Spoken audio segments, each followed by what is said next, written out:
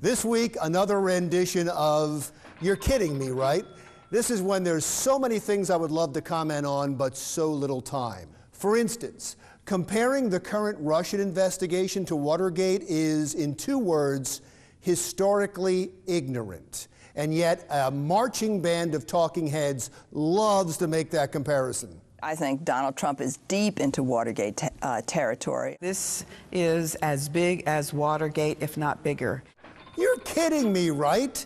Let's start with the fact that the Watergate scandal started with the break-in of the Democratic National Headquarters at the Watergate Hotel in Washington, which was an actual crime. We are now 7 months into the investigation of alleged collusion between the Trump administration and the Russians, and there is no crime. At this point in the Watergate investigation, people were actually in jail. There just is no comparison. This just all seems political in nature and a dangerous bastardization of the American Constitution, where we don't launch investigation in hopes of finding a crime just because we don't like somebody.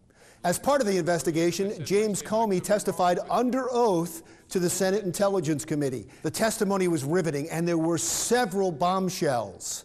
However, this was not one of them. We begin with breaking news today in the politics lead. The former FBI director told the world today that the President of the United States, Donald Trump, cannot be trusted. You're kidding me, right? You would think a show called The Lead would know the lead.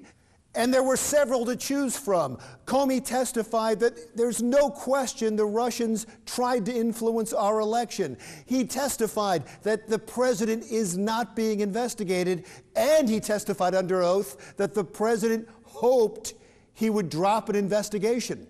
All bigger stories and better leads than liar, liar, pants on fire. And he admitted that he leaked details of a private conversation with the president to the New York Times through a friend, the former director of the FBI, who claims that he was upset about leaks from the FBI was in fact a leak. That's a pretty big story. But the media continued to focus on what amounted to schoolyard gossip. So he lied about that? Well, I didn't say that. I mean, I will tell you, I didn't say that. He called you a liar. Do you think he's a liar? It's base, gratuitous coverage that appeals to low-information voters, and we deserve better.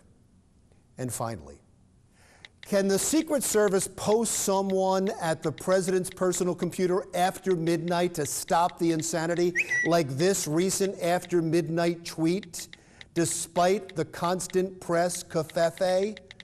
Covfefe? You're kidding me, right? Am I the only one that is concerned that the president just short-circuited like that? Now, 12:06 is a great time for drunk tweets, but the president doesn't drink. Personally, I think it was the Ambien speaking. Oh, and one last thing. Social media should be part of the official record. As a nation, we have just never dealt with this before. But the president deleted the covfefe tweet, which should be illegal, like, say, deleting an email. And that's why Congress should pass the Covfefe Act, which simply states that when a government official hits send, that tweet or posting is part of the official record and cannot be deleted. Now, we could also call it the Wiener Act, but showing your covfefe, that's already illegal. I'm Larry Mendte. We'll see you again next week.